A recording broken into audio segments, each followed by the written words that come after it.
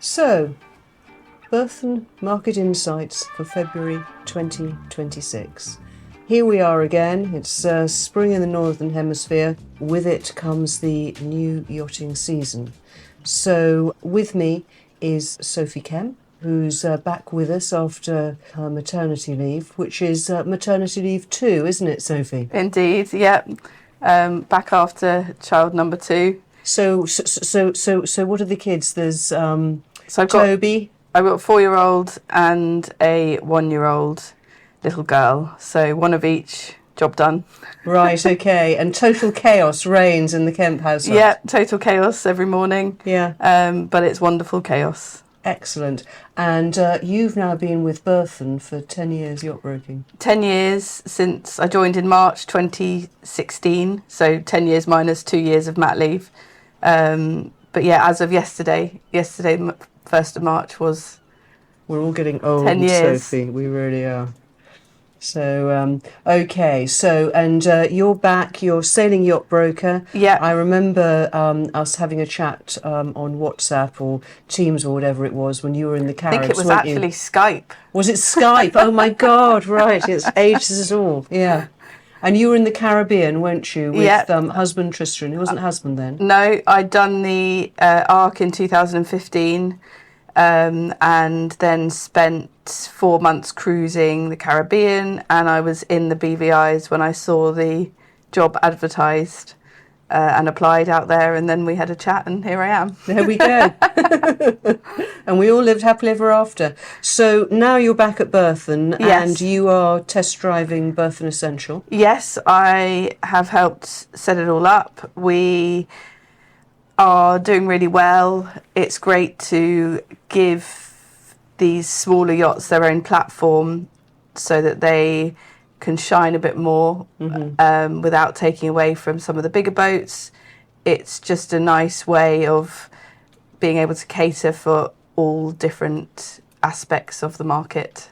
Yeah, and I think that we need to have a targeted approach because the market has its challenges, and I don't think that it's good enough to just sort of, with all boats, to sort of do a catch-all. I think we have to look at the market segments and how we are actually effective in those differing market segments and deliver on the essentials yachts, which are boats of up to £110,000, and then boats above. So that's great. So we've had one of our legendary meetings with the whole team in our 5 offices, and we're sort of having a look at what's happening in the market.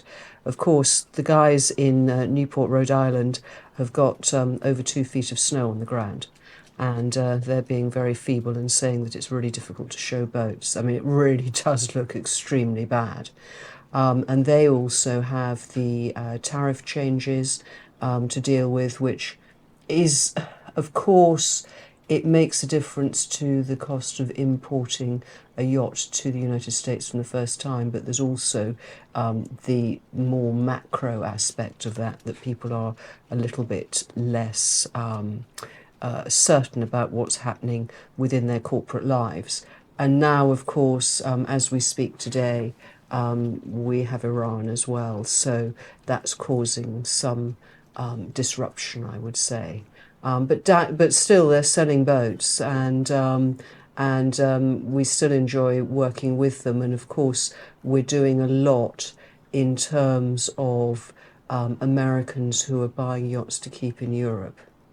So then the inquiry rate is not high. Have you noticed since you came back, Sophie? I feel like in the last week it's, I've been back since the beginning of February, so a month. So I was better say in the last week it's suddenly boosted. Yeah.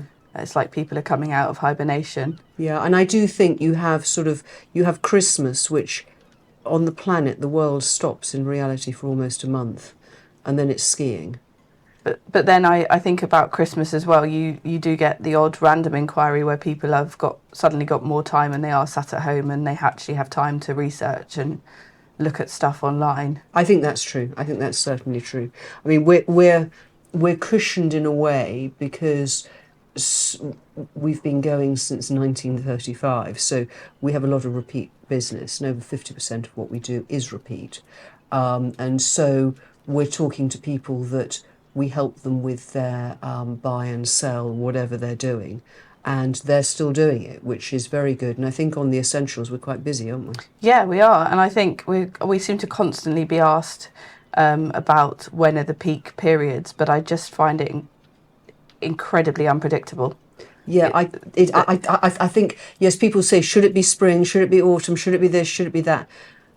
I tend to think it's when the boat's ready to be sold, when the presentation is good and all the photography and the particulars are just right, because I don't think we have those highs and lows in the same way. No, we don't. And I think generally there is maybe a surge in listing in September, purely because people have done the summer and then they decide to list. But it really is a unpredictable factor, and I think like you say, you list when your boat is ready to be listed. Yeah.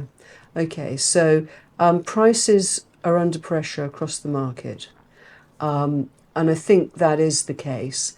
But as ever, boats that are in good condition, good pedigree, good service history, they're selling at good prices without too much difficulty, and as ever, they are not that easy to find. No, and this yacht that I've got in the marina that's gone under offer without even hitting the market, purely because she was here afloat in Lymington and there were local people that were looking for her, and she's in fantastic condition at the right price, and she's been snapped up by the first people that viewed her. So yeah, I think price is king. It always will be, but it's incredibly price sensitive.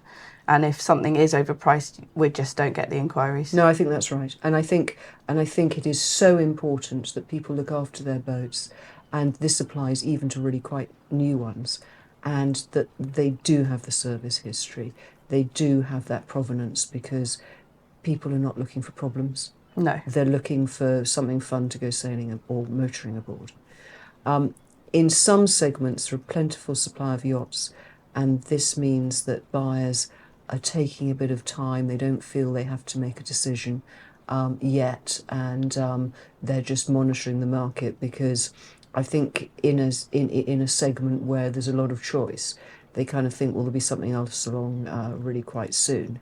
And I think we see that across the piece, whether it's the smaller yachts or the larger yachts. If you've got, we've got some classes of yachts where we'll have 8 or 10 of the same type for sale. Nobody is in a hurry.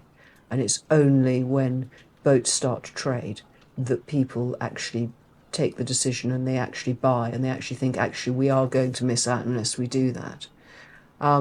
So in the States particularly, they've noticed that there's a larger number than normal of active leads looking, researching and considering their position.